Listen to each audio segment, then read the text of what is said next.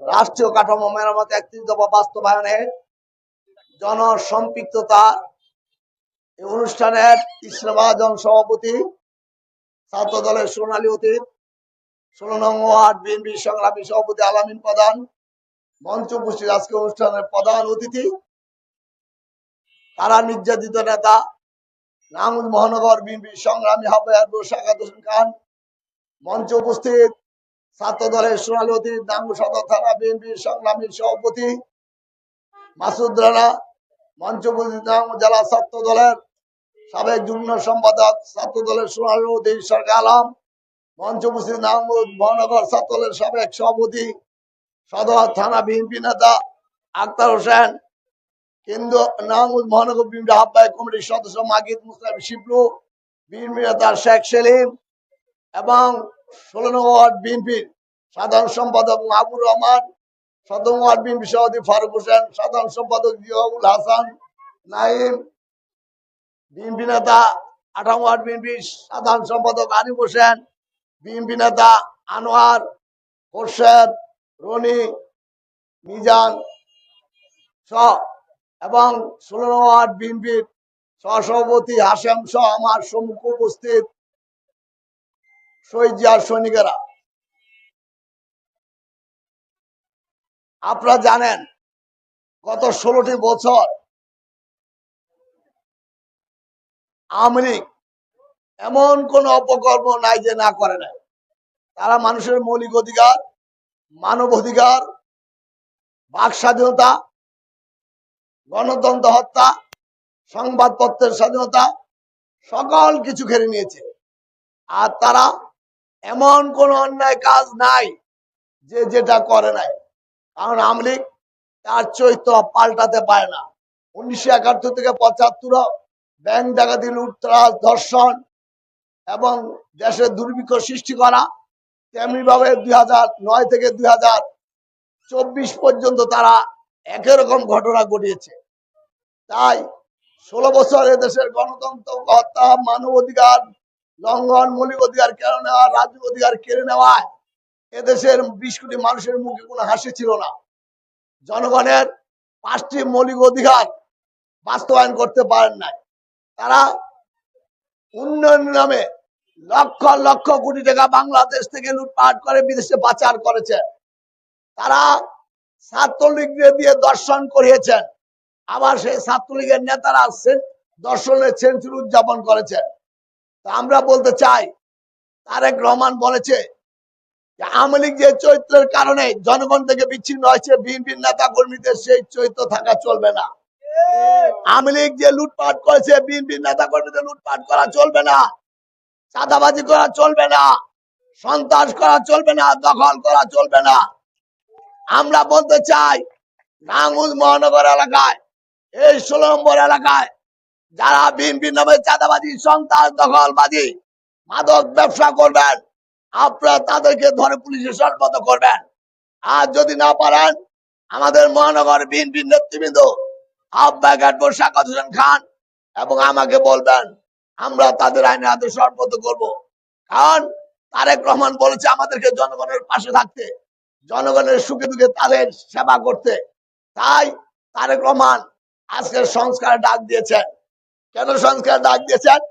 আপনারা জানেন, বিগত সরকার দেশটাকে এমন ভাবে লন্ডভন্ড করে গিয়েছে, ১৬ বছরের জঞ্জাল আজকে পরিষ্কার করার জন্য একটা অন্তর্বর্তীকালীন সরকার এসেছে। আমরা আশা করছিলাম এই অন্তর্বর্তীকালীন সরকার অতি শীঘ্রই একটি সুষ্ঠু নির্বাচন দিয়ে জনগণের রায়ে যে দল ক্ষমতা আসবে তার কাছে ক্ষমতা হস্তান্তর করবে। কিন্তু আমরা দেখতে পাচ্ছি এই অন্তর্বর্তীকালীন সরকার সংস্কারের নামে কালক্ষেপণ করছে। অথচ আমাদের নেতা, আমাদের অভিভাবক বিএনপির ভারপ্রাপ্ত চেয়ারম্যান তারেক রহমান তাদের যে সংস্কারের কথা বলছে, ২০২৩ সালে ১৩ জুলাই তারেক রহমান বাংলাদেশের ২০ কোটি মানুষের মুখে হাসি ফুটানোর জন্য, বাংলাদেশের ২০ কোটি মানুষের সামনে, দেশি বিদেশি কূটনীতিদের সামনে উনি ৩১ দফা সংস্কার দাবি তুলেছেন। আর বাংলাদেশে বিএনপি সর্বপ্রথম সংস্কার কাজ শুরু করেছে ১৯৭৫ সালে, যখন শেখ মুজিব বাকশাল কায়েম করেছেন, একটাঙ্ক কায়েম করেছেন, তখন শহীদ জিয়াউর রহমান ১৯৭৫ সালে 17 নম্বর সিপাহী বিপ্লবের মাধ্যমে যখন ক্ষমতায় অধিষ্ঠিত হয়েছেন, তখন তিনি বাকশাল একটা একদম বাতিল করে বহুদলীয় রাজনীতি প্রবর্তন করেছেন এবং প্রতিটি রাজনৈতিক দলকে ক্ষমতা ফিরে দিয়েছেন, যার জন্য শেখ হাসিনা 1980 সনে দেশে ফিরে এসে রাজনীতি করতে পেরেছেন। আমরা বলতে চাই, দ্বিতীয় সংস্কার করেছেন দেশনেত্রী বেগম খালেদা জিয়া 1982 থেকে 1990 সনে রাজপথে থেকে দেশনেত্রী বেগম খালেদা জিয়া আপসীর নেতৃত্ব দিয়ে স্বৈরাচার এরশাদ সরকারকে হটিয়ে উনি 1991 সনে জনগণের ভোটের রায় নিয়ে উনি সরকারের গঠন করার দায়িত্ব পান। আর তখন তিনি রাষ্ট্রীয় প্রতিনিধি শাসন বাতিল করে উনি সংসদের প্রতি চালু করেছেন।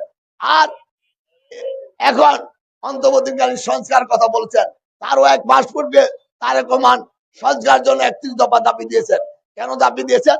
আপনারা 16 বছর কোনো ভোট দিতে পারেন নাই এবং ভোট কেন্দ্রে যেতে পারেন নাই, তাই তিনি অবাধ সুষ্ঠু নিরপেক্ষ নির্বাচন অনুষ্ঠান লক্ষ্যে নির্বাচনকালীন দল নিরপেক্ষ তত্ত্বাবধায়ক সরকারের ব্যবস্থার পুনরুদ্ধ দাবি জানিয়েছেন। আমরা এই 31 দফার মধ্যে কয়েকটি দফা আপনাদের কাছে তুলে ধরবো। এবং সংবাদপত্রের স্বাধীনতা ছিল না বলেই সাংবাদিকরা তাদের বিগত সরকারের অন্যায় অত্যাচার নির্যাতন দুর্নীতির কথা তুলে ধরতে পারেন নাই। তাই মিডিয়া কমিশন গঠন করে তথ্য মত প্রকাশের স্বাধীনতা নিশ্চিত করেছেন। আর গত 16 বছর আওয়ামী লীগ এমন কোন দুর্নীতি নাই, এমন কোন অপকর্ম নাই যে না করেছেন। বাংলাদেশের মানুষের মুখে হাসি ছিল না। বাংলাদেশের মানুষের নিত্য প্রয়োজনীয় জিনিস কয় ক্ষমতার বাইরে চলে গেছে। তাই উনি দুর্নীতি প্রতিরোধে দৃশ্যমান কার্যকর ব্যবস্থা গ্রহণ ও নয়পাল নিয়োগের দাবি জানিয়েছেন। তারপর বেগম খালেদা জিয়া 2001 থেকে 2006 মেয়েদের জন্য প্রথম শ্রেণী থেকে দ্বাদশ শ্রেণী পর্যন্ত বিনা বেতনে শিক্ষার ব্যবস্থা চালু করেছেন। এখন তারেক রহমান দাবি জানিয়েছেন নারীর মর্যাদা সুরক্ষা ও ক্ষমতায়নে যথাযথ পদক্ষেপ গ্রহণ এবং চাহিদা জ্ঞান ভিত্তিক শিক্ষা ব্যবস্থা বাস্তবায়নের মাধ্যমে ভবিষ্যতের চ্যালেঞ্জ মোকাবেলায় সক্ষম শিক্ষিত জনগোষ্ঠী গড়ে তোলা।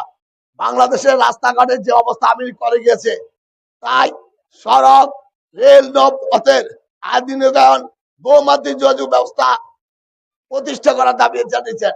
এভাবে 31টা দাবি উনি সংস্কারের কথা বলেছেন। উনি বলেছেন বিএনপি যদি জনগণের রায় দিয়ে সরকার গঠন করে এবং ক্ষমতা যায়, উনি 31 দফা সংস্কারের মাধ্যমে 31 দফা বাস্তবায়ন করবেন এবং বাংলাদেশের 20 কোটি মানুষের মুখে হাসি ফুটাবেন। বাংলাদেশের মানুষ যেন দুমুঠো ভাত খেতে পারে, মানুষ যেন 5টি মৌলিক অধিকার ফিরে পায়, অন্ন, বস্ত্র, শিক্ষা, বাসস্থান, চিকিৎসা, এই 5টি মৌলিক অধিকার জন্য জনগণ ভোগ করতে পারেন, তার সুরক্ষা হয়। তাই আপনাদেরকে মাগরিব নামাজ আসন্ন, বেশি কথা বলবো না। তারেক রহমান আমাদের মাঝে যে 31 দফা সংস্কার দাবি জানিয়েছেন, তার প্রতি কি আপনাদের সমর্থন আছে? ইনশাআল্লাহ আগামী দিন আপনার তারেক রহমানের 31 দফা দাবিকে সমর্থন করবেন, সহযোগিতা করবেন। অনতিবিলম্বে তারেক রহমান যখন দেশে ফিরে আসবে, যখন আমাদেরকে ডাক দিবে, আমরা অতীত তারেক রহমানের ডাকে রাজপথে ছিলাম, এখনো আছি, ভবিষ্যতে থাকবো। আপনারা তারেক রহমানের নেতৃত্ব থেকে বিএনপির পাশে থেকে এই 31 দফা বাস্তবায়ন করে বাংলাদেশের 20 কোটি মানুষের মুখে হাসি ফুটানোর জন্য এবং বাংলাদেশের স্বাধীনতা সার্বভৌমত্ব রক্ষার জন্য আপনারা আমাদের সাথে থাকবেন, বিএনপির সাথে থাকবেন, তারেক রহমানের ডাকে সাড়া দিবেন এবং আপনাদের 31 দফা বাস্তবায়নে অনতিবিলম্ব আপনাদের সর্বাত্মক সমর্থন এবং সহযোগিতা কামনা করে আমি আমার বক্তব্য শেষ করছি। খোদা হাফেজ। বাংলাদেশ জিন্দাবাদ। শহীদ জমরুল বেগম খালেদা জিন্দাবাদ। আগামী দিনের কর্ণধার, স্বাধীনতা সার্বভৌমত্ব রক্ষার প্রতীক এবং আমাদের রাজ্য জনতা তারেক রহমান জিন্দাবাদ। 16 নম্বর ওয়ার্ড বিএনপি জিন্দাবাদ। বাংলাদেশ জাতীয়তাবাদী দল নাঙ্গল মহানগর শাখা জিন্দাবাদ। আসসালামু আলাইকুম।